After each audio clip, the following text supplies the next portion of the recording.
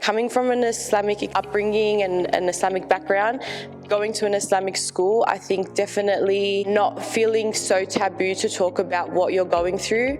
As a young woman, we do experience pain, we do experience abnormal symptoms such as...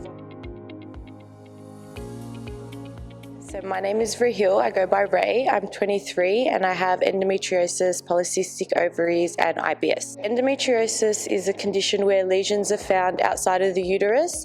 It's lining similar to the one that's in your endometrium, but it's not the same.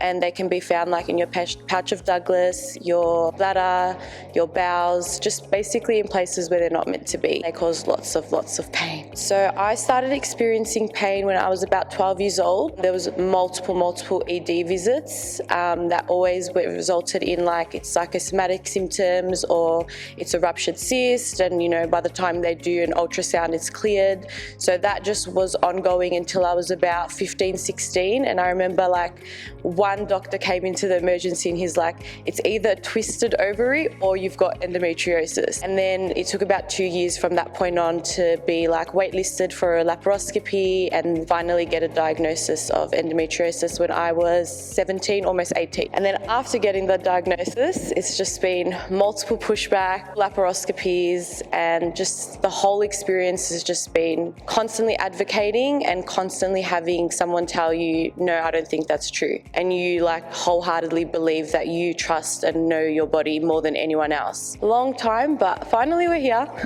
Looking back now, like one of the hardest things for me right now is how much my life has changed.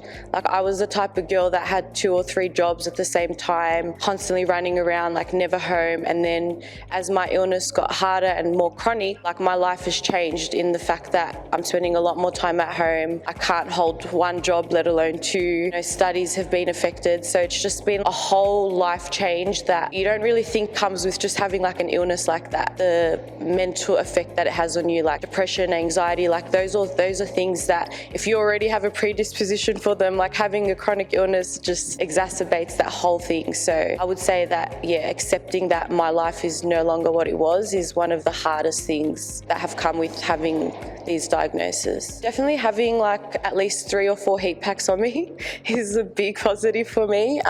They're like not only just for pain but as a comfort. It feels like a big hug, like having something on your shoulders, around your back, around your stomach. And then I just like love connection and surrounding myself with people that are positive. And so my partner, my mum, my dog, I have like a baby cousin that she just loves the heat pack as well. Like on my stomach she wants to sit on it as well. So just positive connections are really important when you're feeling down and having a flare-up day. I love a day in bed and just doing absolutely nothing and having no guilt. That's the most important part. Because a lot of us spend time in bed but we carry all this guilt, so it goes to waste.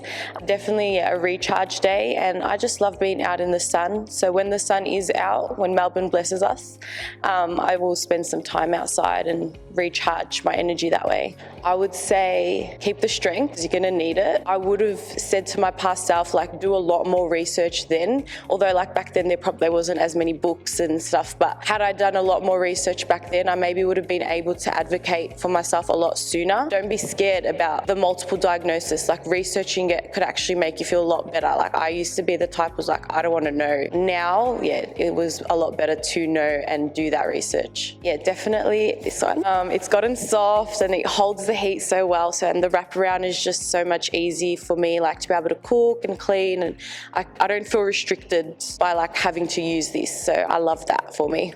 Coming from an Islamic upbringing and an Islamic background, going to an Islamic school, I think definitely not feeling so taboo to talk about what you're going through.